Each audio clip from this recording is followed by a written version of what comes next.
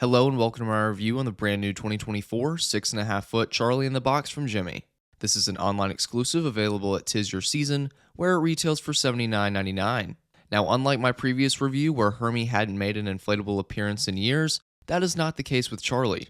He's been a part of some rather stellar Rudolph designs, versions 1 and 2 of the Island of Misfit Toys, but the product before us is his first standalone inflatable. Features include 3 LED lights, a jubilant facial expression, his signature flock with bright diamond patterning, and a big nameplate on the base to ensure there's no mistaking who this is.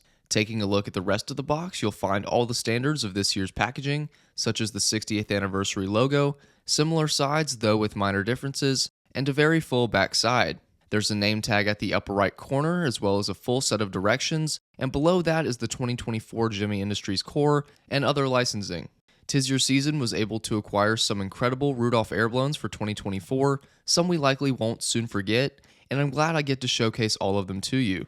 We'll see how this third and final design shapes up against the rest as we unbox the all-new 6.5 foot Charlie in the Box.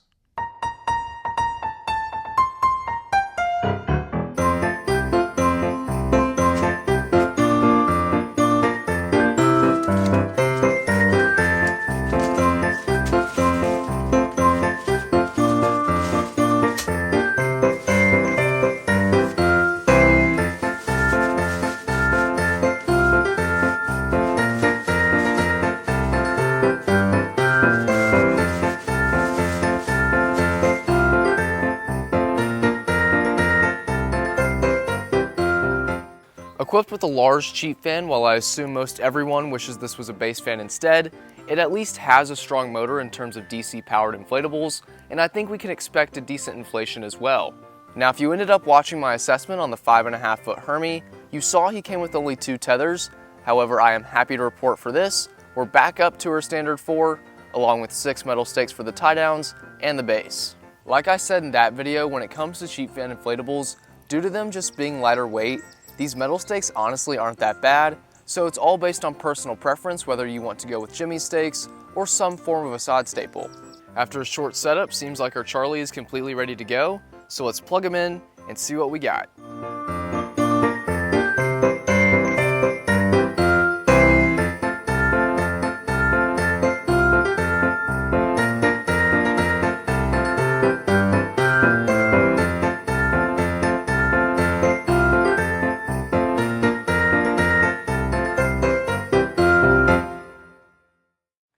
Taking roughly 18 seconds to inflate, that bests Hermie's time by a respectable 7 seconds. Not that this characteristic matters too much in this scenario, but it's worth knowing if you ask me, as is how tightly this inflates. Of course, certain areas of the inflatable are going to be tighter than others because of how the air is distributed within. Case in point, the narrow and mushy fingers compared to the large face or the box itself, but overall I am pleased, and I think you would be too. Since we've addressed the air situation, let's now discuss some of the design features, beginning with what's down below, where we have a vibrant purple chest with Charlie in the Box written on the front, despite that not in fact being accurate to the movie. Inflatables are not known for serving as the best representation of any character. Just look at Jack Skellington, for example, but with this I believe it was done solely to prevent the bottom from looking plain, since the puppet has just subtle detailing on the sides, which I do not think Gemmy was looking for. With that being said, this area down here is my only visual complaint because the rest of the inflatable is super close to Charlie himself, which is why it bothers me they slapped some text just to fill space, or felt that they needed to make clear who this is, simply not a design choice I would have made. I'll inform you all of the larger issue I have with this momentarily. However, while we're here, let's get a closer look at his upper half, starting with the shirt that has all sorts of different colored diamonds. A jockey outfit is what it kind of reminds me of, but there's then 4 quote-unquote bells forming a collar and a couple white buttons at the center. Moving on to his face, he does have an elated expression, which would imply this is the version of Charlie that's been picked up by Santa and not ousted for his name. Truly, I think an upset demeanor would have been more interesting, but it's no surprise it was designed like this instead. That then brings me to the very top, where we have a Santa hat lined with some black stripes. I should let you know that they don't go completely around and stop halfway, but props to Gemmy for including them at all, as it's a pretty minor detail on the puppet.